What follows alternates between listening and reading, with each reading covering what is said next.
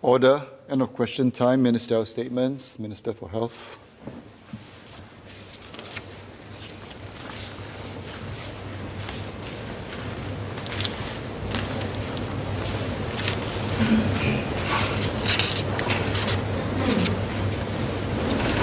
Mr. Speaker, sir, Minister for Health usually don't get involved in the debate on FTAs.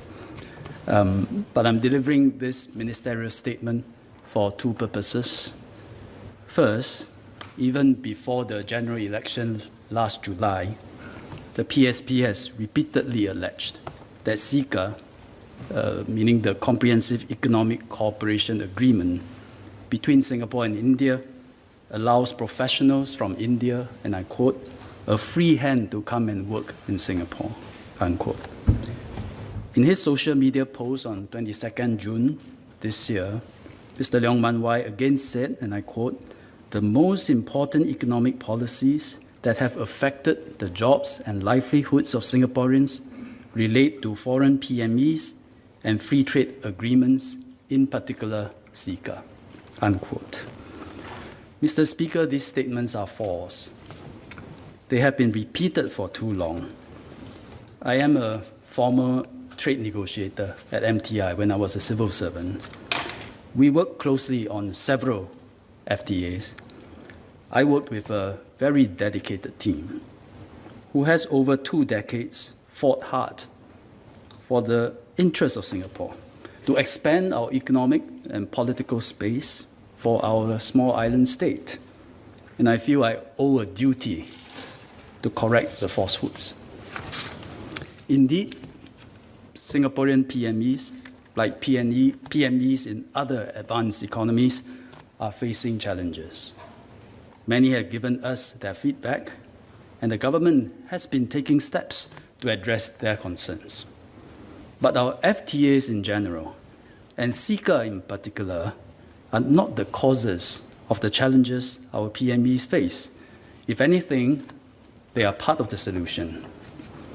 FTAs and CECA have been made political scapegoats to discredit the policy of the PAP government.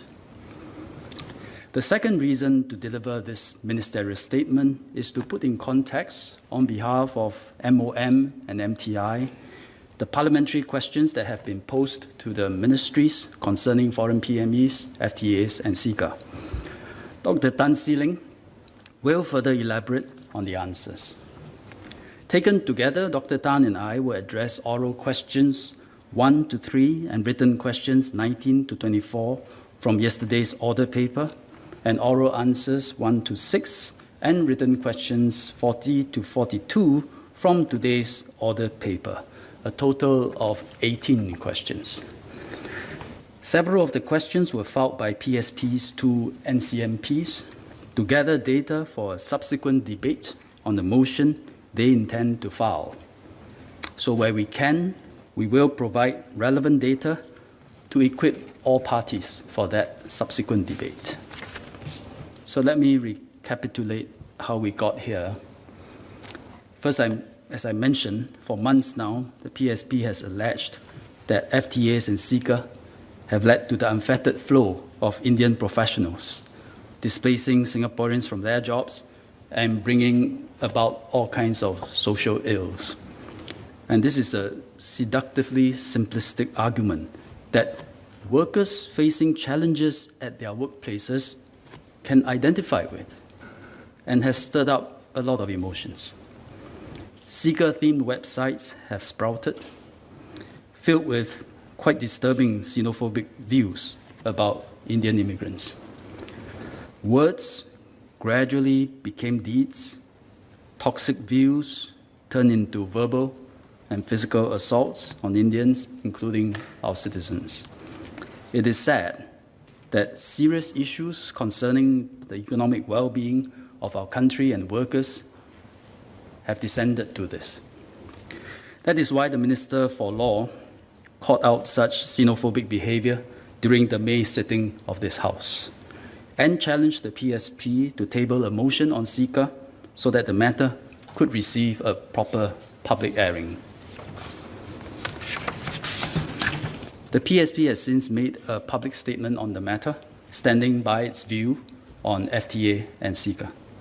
It filed several parliamentary questions requesting for more data and information. So today I will talk about the following. 1, what is fundamental to Singapore's ability to earn a living and survive? 2, why FTAs, including CECA, advance our interests and are not the cause of the challenges faced by our workers. And 3, what then are the causes of Singaporeans' concerns and how do we address them? Dr. Tan will provide detailed answers to the specific questions, including providing the data which will be useful for our subsequent debate and putting that data in context. Let me start with the first question. What is fundamental to our economic survival? Simply put, we are too small to survive on our own, and we need to tap into the global markets to earn a living and be self-reliant.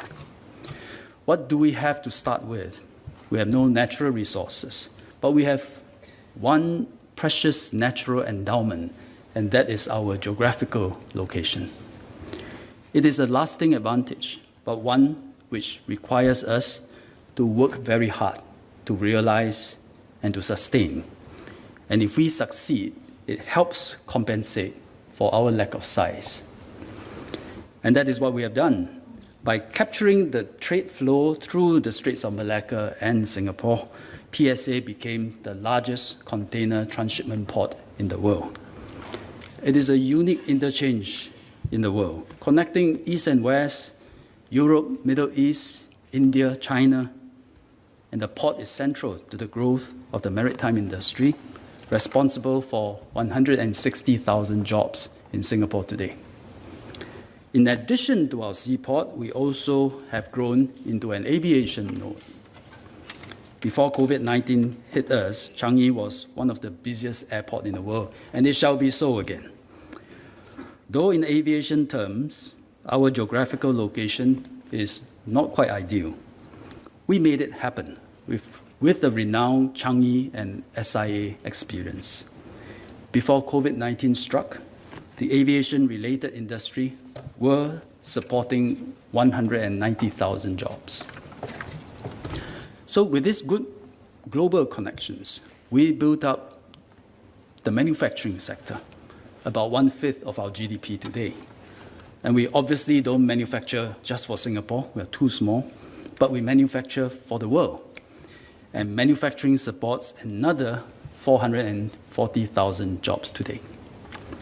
Our exports also include trade in services, and one growing services sector is financial services.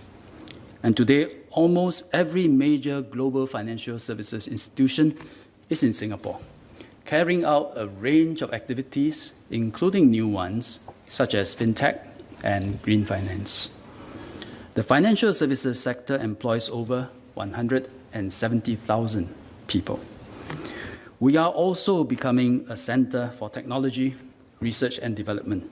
So many global firms, from FANG to BET and many more, are in Singapore. And they make Singapore their regional or global innovation center or engineering hubs. And today, 50,000 international companies operate out of Singapore. 750 of them have made Singapore their regional headquarters.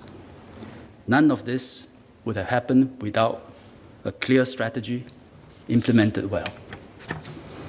It was a long, painstaking process, part of the story of our island nation.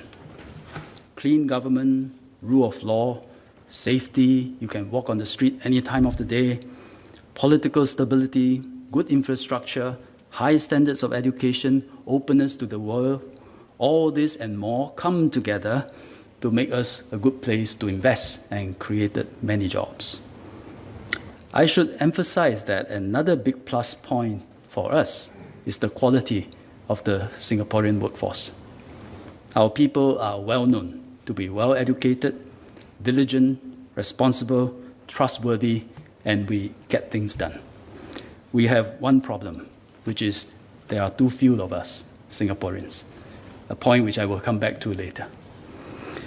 On top of all these plus points, we have built a network of 26 free trade agreements, including the US, China, EU, ASEAN, Japan, South Korea, India, Australia, and New Zealand, all our major markets, and they are all our FTA partners. And this brings me to the next topic, why FTAs, including CECA, are important to Singapore. We started our FTA strategy in the late 1990s. We thought through it carefully and executed before other countries did. So it gave us a very precious early mover advantage and greatly boosted our efforts to export, attract investments, venture overseas, and created good jobs for Singaporeans. Our total trade is 3 times our GDP. Since 2005, our total trade has nearly doubled from around 890 billion Sing dollars to now 1.5 trillion Sing dollars. And today, when EDB goes out and persuades investors to come to Singapore, our network of FTAs is always a major selling point. FTAs are especially important to our SMEs. They free them from being constrained by our small domestic market and give them access to global markets. So our SMEs are sending all kinds of Singapore-made products overseas, from canned food, barbecued pork, frozen roti prata. I heard some are exported to India, to medical devices, machines, components, chemicals. FTAs are also spurring our companies to venture abroad. Our investments overseas increased nearly 5 times, from 200 billion Sing dollars 2005 to over 930 billion Sing dollars 2019. So when our companies grow overseas, they become stronger, and they also employ more Singaporeans here. If we accept this basic reality, that Singapore needs the world to earn a living, then we would realize the fundamental importance of all our FTAs. They are a keystone of the economic superstructure that we have built. We could not have advanced the welfare of Singaporeans to the degree that we have without FTAs. We cannot take all this for granted. Recently, we fell in the 2021 IMD World Competitiveness Ranking from 1st place to the 5th place. Amongst the components evaluated, we continue to do very well in terms of government efficiency and economic competitiveness. However, we lost ground in terms of openness towards global talent and trade. But I hope this is temporary and due to the effects of COVID-19. Overall, we are still holding our own in terms of foreign investments. In 2020, even as 45 companies ceased operating their regional or global headquarters in Singapore, over 130 companies set up such headquarters here. So when you attack FTAs, and worst, if your attacks succeed, you are undermining the fundamentals of our existence, of the way we earn a living, of all the sectors FTAs support, and the hundreds and thousands of Singaporean jobs created in these sectors. As the attacks on FTA, especially CECA, have been very specific, let me now spend some time to explain how FTA works. And to prepare for this statement, I have to dig up my old negotiating notes and do quite a bit of revision and homework. Here it goes. The key disciplines of an FTA are as follows. It requires a country to remove or lower tariffs on substantially all trade between the FTA partners. This is of tremendous benefit to Singapore. Very good deal. Why? Because other countries customarily impose tariffs on thousands of items. We are already very open. We impose duties on only 3 alcoholic products: beer, stout, and samsu. All my years of negotiating FTA, I don't know what samsu is, neither have I drank it before. But these are our 3 tariff items. Hence, any FTA that substantially removes tariffs imposed by both parties is inherently beneficial to Singapore. FTAs also require governments to accord protection to foreign investments and ensure that regulations are imposed fairly and equally on both local and foreign firms. They also set standards on protection of intellectual property. Singapore, we always protects foreign investments and applies our regulations fairly. This makes us attractive to foreign investors. So it has always been in our interest to do that. So abiding to these principles and disciplines is not a problem for us at all. In fact, as more of companies expand overseas and they create their own products, they too hope that Singapore can negotiate similar protection for them when they go overseas. So the investment and intellectual property protection disciplines in FTAs are therefore important assurances for our companies. Newer FTAs also set certain environmental and labor standards. Not every country supports them, but Singapore believes that they reflect contemporary concerns relating to free trade and investments. And specifically on CECA, this FTA with India benefits Singapore in many ways. Signed in 2005, it was India's first comprehensive bilateral FTA with any country.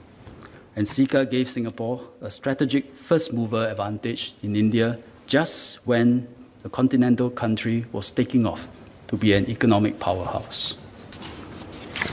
CECA reduces tariff barriers, which made Singapore goods more competitive in the Indian market. And partly because of that, bilateral trade between Singapore and India has grown by over 80%, from 20 billion Sing dollars when CECA came into force in 2005 to 38 billion Sing dollars in 2019. And similarly, Singapore's direct investment abroad in India grew by 50 times, 50, from 1.3 billion Sing dollars to 61 billion Sing dollars during the same period. In 2019, 660 companies from Singapore have investments in India, almost double the number a decade ago.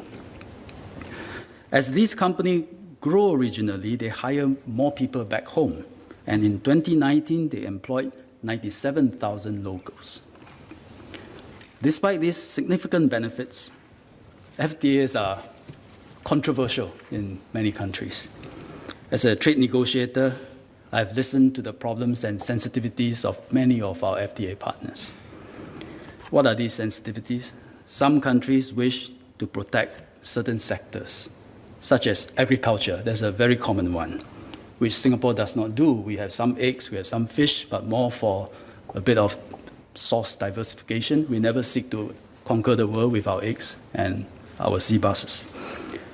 Others could not live up to, say, the transparency standards of, say, government procurement or intellectual property disciplines. Still others are concerned about the influences of foreign culture through industries such as arts and entertainment. Canada, for example, very sensitive about this area. So the toughest job and the most time-consuming job of a negotiator is to identify and understand the sensitivities of your country, and then find ways to protect or to address them. How do we do so? We find words that give you comfort, that address the sensitivity. And we call these words, in our jargon, exceptions or carve-outs.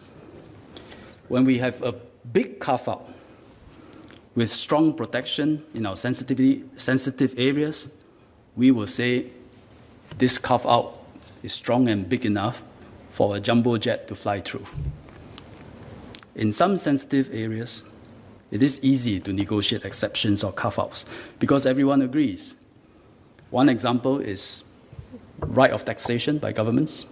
Another one is national security. A third one is immigration.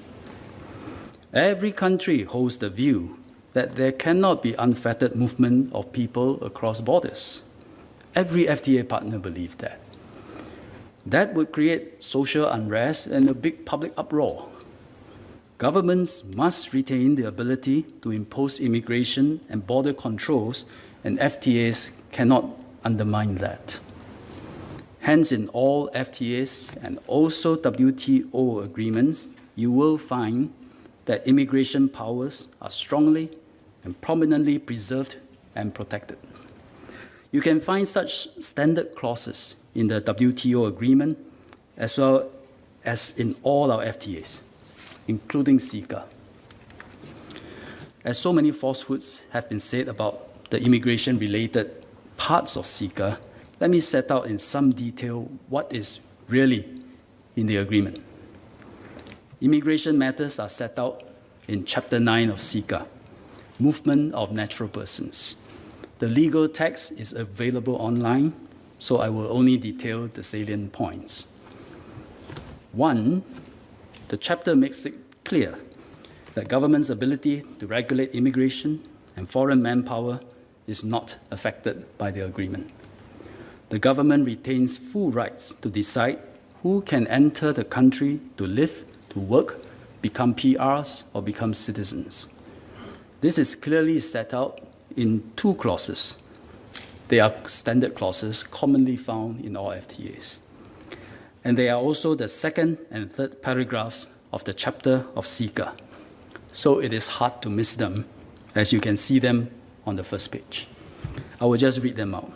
Clause 9.1.2. This chapter shall not apply to measures pertaining to citizenship, permanent residence, or employment on a permanent basis. Clause 9.1.3. Nothing contained in this chapter shall prevent a party from applying measures to regulate the entry or temporary stay of natural persons of the other party in its territory, including measures necessary to protect the integrity of its territory and to ensure the orderly movement of natural persons across its borders. That's the first point. Second point, the obligations relating to the movement of natural persons in CECA, as in all FTAs, are not broad principles with wide applications, but actually highly specific. What are these broad principles that you can find in FTA? One broad principle is that of national treatment. It is found in some chapters of FTA, such as trade in services and investments. This means, I mentioned this just now, this means you cannot discriminate against foreign service providers and investors. Whether they are local investors or foreign investors, you treat them the same. Regulations and benefits that apply to local firms must apply evenly to foreign-owned ones. So, if immigration had not been carved out and national treatment principle had been incorporated into Chapter 9 of CECA, then indeed, Indian workers would have to be treated like Singaporeans and would have had free rein to come to live and work in Singapore. That is what the PSP claims, except that there is a strong immigration carve-out and national treatment is not found in Chapter 9 of CECA, nor any other corresponding chapter in the FTAs that Singapore has entered into. Mr. Speaker, sir, I emphasize and underline and highlight and bold with bigger fonts, color red, that nothing in this agreement implies Singapore must unconditionally let in PMEs from India.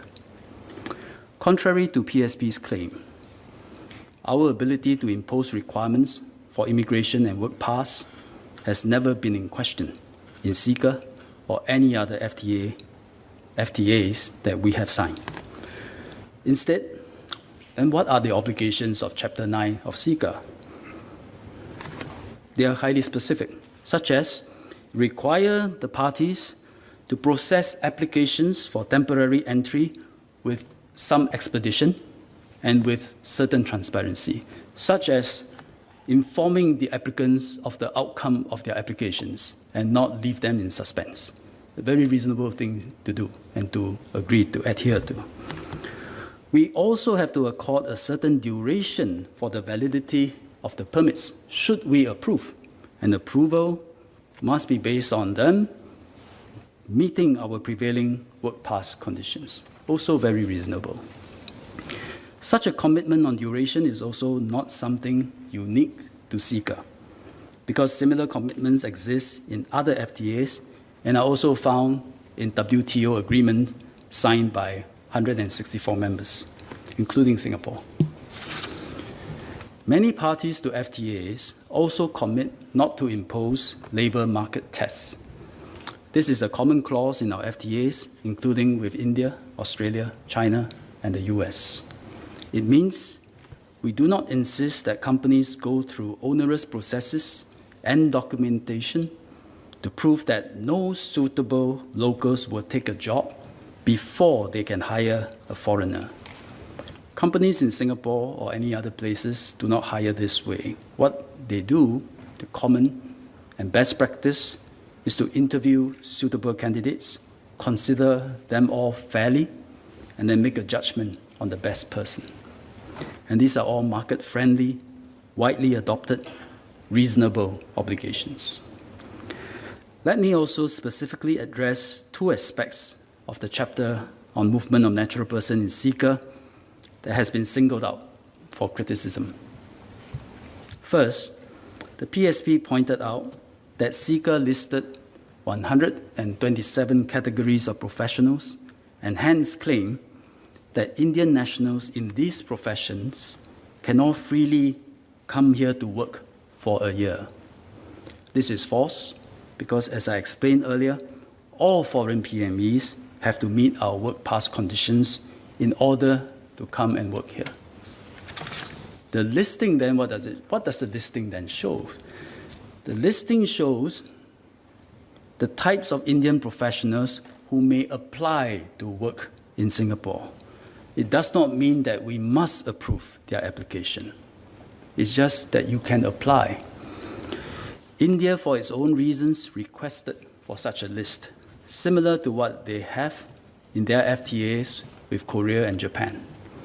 In fact, even if they had not listed the professions, their PMEs could still submit work pass applications to work here. But the list probably meant something to India, because there may be countries that will not even let you apply. Yeah, that's how protectionist some countries may become. And India is trying to secure their interests there. This is in fact how other FTA works. With or without listing of professions, nationals from our FTA partners are not precluded from submitting work pass applications, which will be evaluated based on our prevailing criteria and work pass conditions. Thus, the point being made by PSP on the list of the 127 professions is a red herring. The list does not confer any free pass to any Indian nationals. The second common criticism is that intra-corporate transferees from India can also freely enter Singapore to work. Based on my explanation on how the chapter works, this is again not true. Intra-corporate transferees also have to meet our work pass qualifying criteria. In any case, the total number of intra-corporate transferees from all over the world, and not just India, that have come to Singapore to work is very small. In 2020, there were only about 500 intra-corporate transferees from India to Singapore, in Singapore, less than 0.3% of all employment pass holders or EP holders. So, Mr. Speaker, sir, I hope we can put a stop to all this misinformation about our FTAs in general and CECA in particular. Nevertheless, it is important that we need to recognize that PMEs in Singapore do face challenges. And I see at least three challenges that they are facing. First, there is more competition from foreign PMEs. Indeed, the number of EP holders has increased from 65,000 in 2005 to 177,000 in 2020. So an increase over 15 years of 112,000, or an annual growth rate of just under 7%. Over this period, however, the increase in number of local PMEs is much higher, by over 380,000. So 380,000 for local PMEs, 112,000 for EP holders. And these numbers underline an important point, that competition between foreign and local PMEs is not a zero-sum game. In fact, the converse is often true. By combining and complementing local and foreign expertise, we can attract more investments and create many more good jobs and career choices for Singaporeans. The downside is that with more foreign PMEs in Singapore, they can compete for jobs with locals at the company level. And at that level, there can be a zero-sum situation. So there is a trade-off at play here, if I put it simply. A, many jobs, strong competition. B, few jobs, no competition. And we need to find the right balance where there are more jobs, some competition. And that is the way to advance the interests of Singaporeans, not swing to any extreme position, but strike that careful balance and then adjust if we find that that balance is off. But if someone promises you more jobs, no competition from foreigners, is selling you snake oil. It is not possible. It cannot be on any government's policy menu. I should point out that besides complementing our local workforce to create more opportunities, foreign PMEs also help cushion the impact on the local workforce when times are bad. Because during a downturn, foreigners bear the brunt of job losses. During COVID-19, for the 12 months to April 2021, the number of employment pass holders dropped by about 21,600, and S-Pass holders fell by about 26,800, altogether 50 over 1,004 over the 12 months. On the other hand, local employment has been stable. Unemployment rate for local PMEs in June 2020, this is a labor market survey, so it comes out only once a year during June. So June 2020, unemployment rate for local PMEs, despite this is immediately after the circuit breaker, was at 2.9%. Resident unemployment rate, September 2020 was 4.8%, May 2021, 3.8%, came down by 1 percentage point. Without the foreign buffer, when our economy ran into trouble, the situation would have been much worse. Singaporeans would have lost many more jobs. So while the stock of EP and S-Pass holders can fluctuate, Singaporeans enjoy greater security of employment with help from various government measures, job support scheme, help firm, help enterprises keep their workers. We have a multi-ministry National Jobs Council, came up with many initiatives to help place displaced Singaporeans into jobs, including also a job growth incentive to help to encourage companies to hire local workers. So when Mr. Leong Man Wai said in his Facebook post that we need to recoup a few tens of thousands of jobs from foreign work pass holders, he may not know that we have already done so. This always happens in a downturn. The second challenge is the profile of foreign PMEs. They are concentrated in certain sectors and from certain countries of origin. And indeed, as our digital economy and our needs for tech talent grew, more PMEs from India came into Singapore through our EP framework. And when that concentration happens in areas such as Changi Business Park, some may feel that we have lost a part of Singapore. Members of the House have raised this concern. We are taking this seriously and studying what we can do to lessen the problem. I hasten to add that dealing with excessive concentration is not a straightforward matter of chopping up the operations of a company here. We don't want to unintentionally cause the whole investment to move elsewhere. And this will hurt even more Singaporeans. And this is part of the careful balancing that I talked about earlier. Third, at the company level, there may be unfair hiring practices, with department heads preferring to hire foreign PMEs or even foreign PMEs from certain countries. And this is not right. Whatever system we set out, there will always be some abuses. We must tackle the abuses when they occur as swiftly as possible, while continuing to adopt sensible economic policies that are good for Singapore and Singaporeans. MOM takes a strong stance against such discriminatory practices, and together with our tripartite partners, has been actively enforcing against errant employers. The Minister for Manpower will speak on this further. I have explained the underlying reasons for the difficulties faced by our PMEs, so that we know what it means for us in terms of public policy choices and how we can most effectively address the challenges. If we mistakenly blame FTAs and CECA for these problems, our responses would be disastrously wrong and would make our problems worse. Mr. Speaker, let me say something in Mandarin.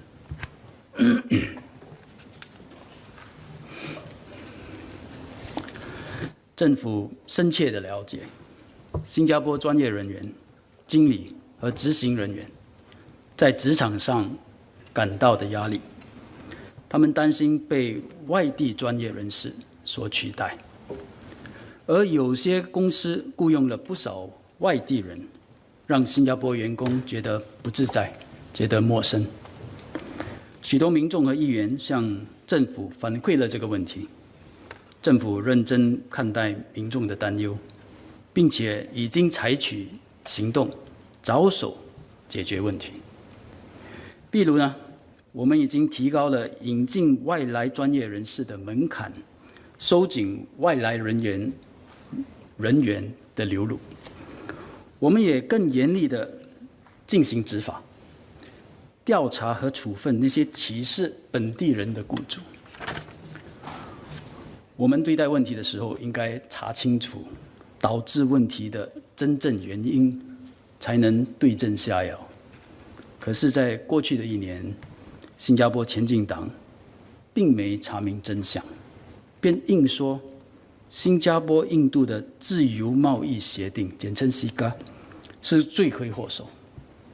罪魁祸首，说这个协定让大量的印度籍人员毫无节制地涌进新加坡，夺去新加坡人的工作。前进党也说，我们签订的所有自由贸易协定，损害了新加坡人和我们经济的利益。很不幸的，他们已把自贸协定政治化了，成了他们攻击政府的武器。他们的说法不正确，模糊了事实。这种言论呢，也挑起了一部分国人的排外情绪。这不但于事无补，还会损害了新加坡人的生计，赔上国家的繁荣以及下一代的幸福。我从政前是名公务员，曾经参与谈判自贸协定的工作，我有责任更正这些没有根据的指责。我想在这里阐明4点。第一点，新加坡的经济支柱是什么？我们是一个弹丸小国，缺乏天然资源。我们的经济自主成功的关键在我们能不能放眼世界，借助全球化的趋势，引进投资，引进外资，进军国际市场，来弥补我们国家资源的不足、土地小的不足，这样国人才能安居乐业，年轻人可以追逐梦想。第二点，与各国签署自贸协议，用意是什么？我们通过谈判，向伙伴国家争取关税豁免，促进我们的出口。这对我们的中小型企业特别重要，因为新加坡的市场真的是太小了。自贸协定可以让我们的小企业打入国际市场，大展拳脚。我国与世界各地签署了26项自贸协定，亚细安、中国、美国、欧盟、日本、韩国、印度、澳大利亚、新西兰等等，都是我们的主要市场，也是我们的自贸伙伴。自贸协定呢，也帮助我们招商引资。经济发展局经常说，当他们说服跨国公司在新加坡投资的时候，推销的一个很强的一点就是我们的自贸协定网络，我们的26个协定。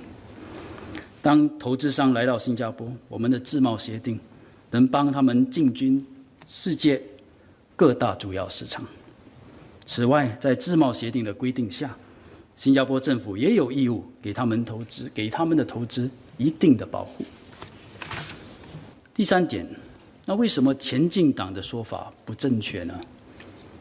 因为他们歪曲了这个自贸协定的用意，歪曲了新加坡谈判团队的用心，冤枉了我们。他们说 CECA 让印度127个专业类别的人士可以自由入境，在新加坡生活和工作，这种说法其实是荒谬的。127个专业类别是协议里列出来的一个清单，好让相关人士参考。意思是说，你可以申请到新加坡工作，并不是说你一定会被批准，这两回事啊。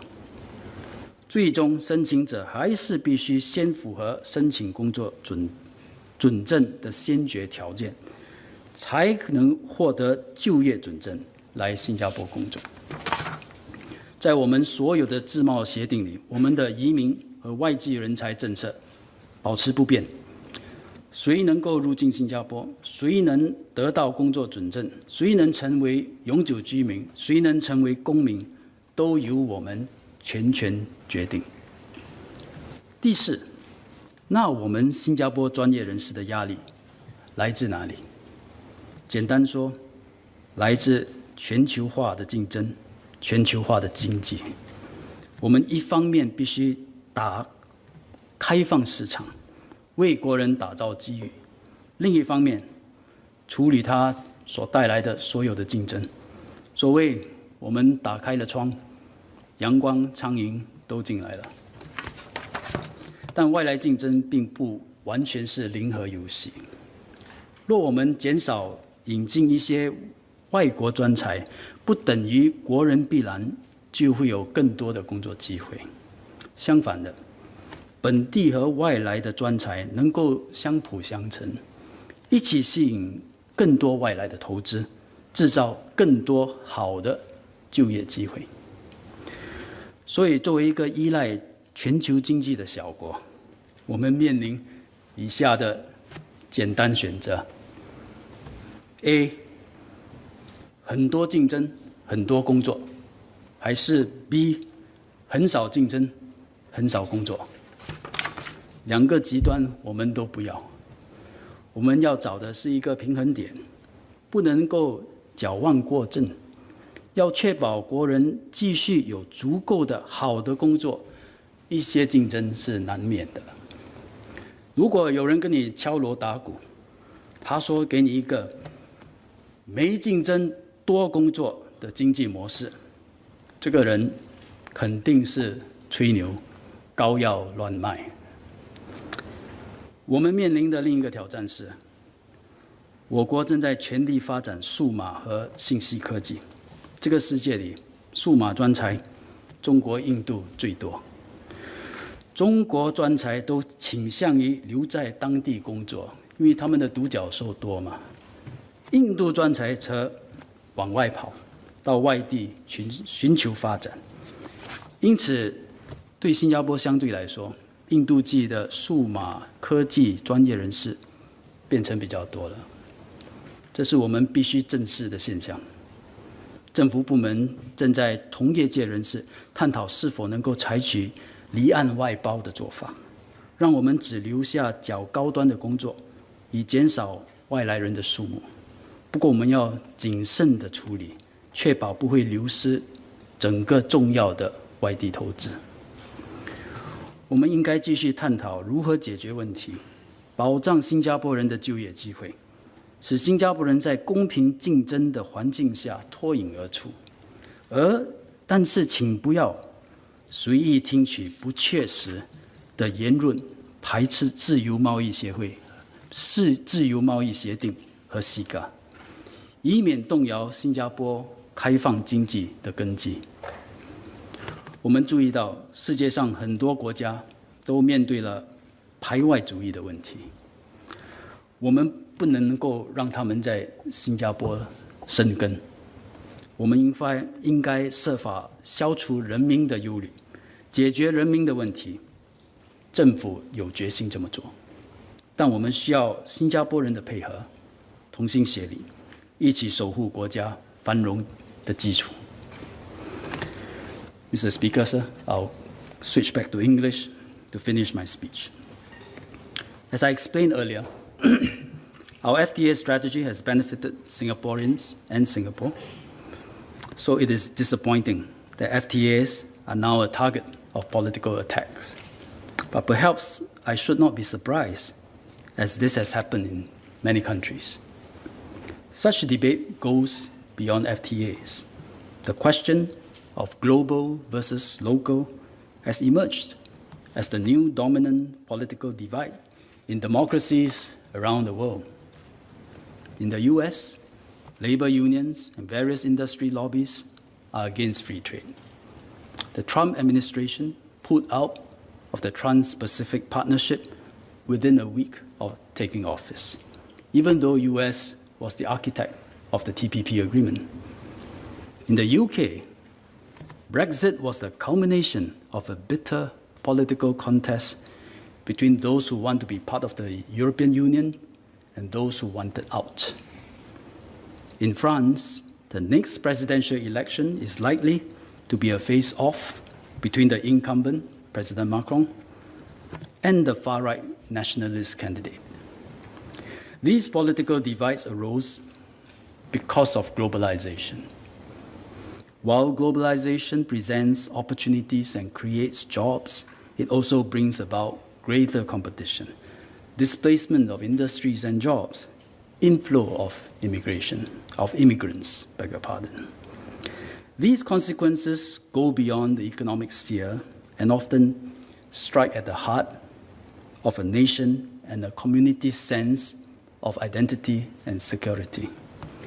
And this is the most unsettling change, causing people to become unsure if they are on the whole better with globalization.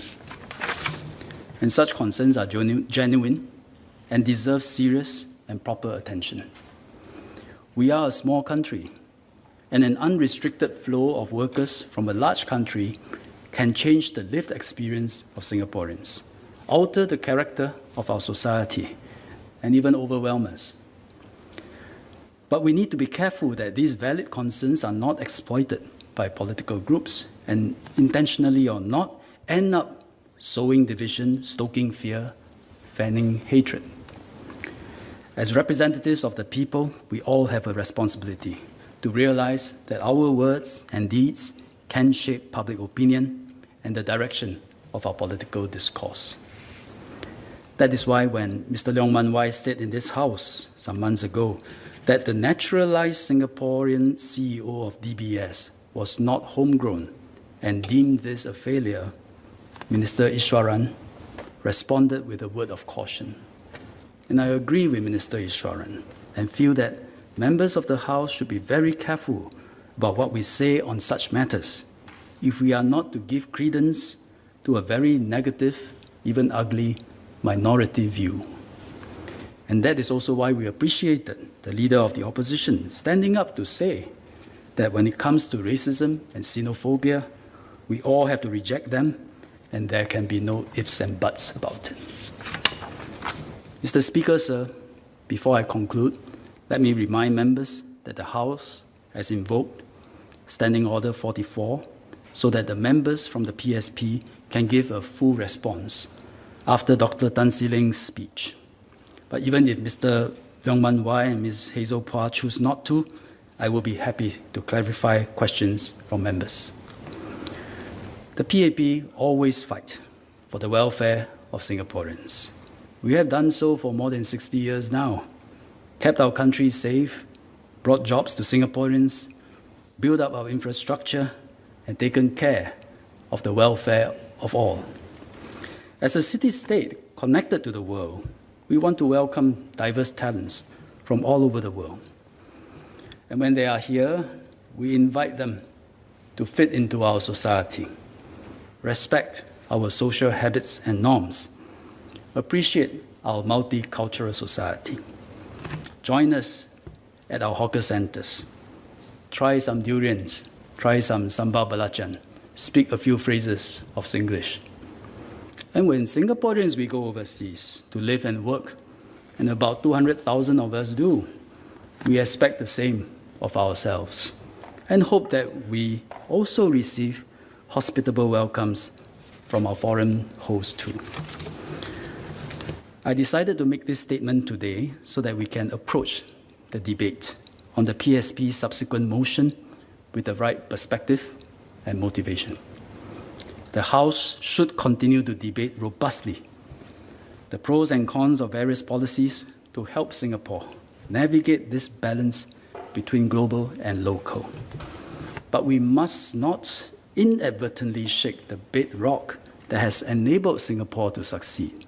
We cannot survive, we cannot earn a living without being connected to the world, without being welcoming to the world, without the House unanimously supporting our FTA strategy.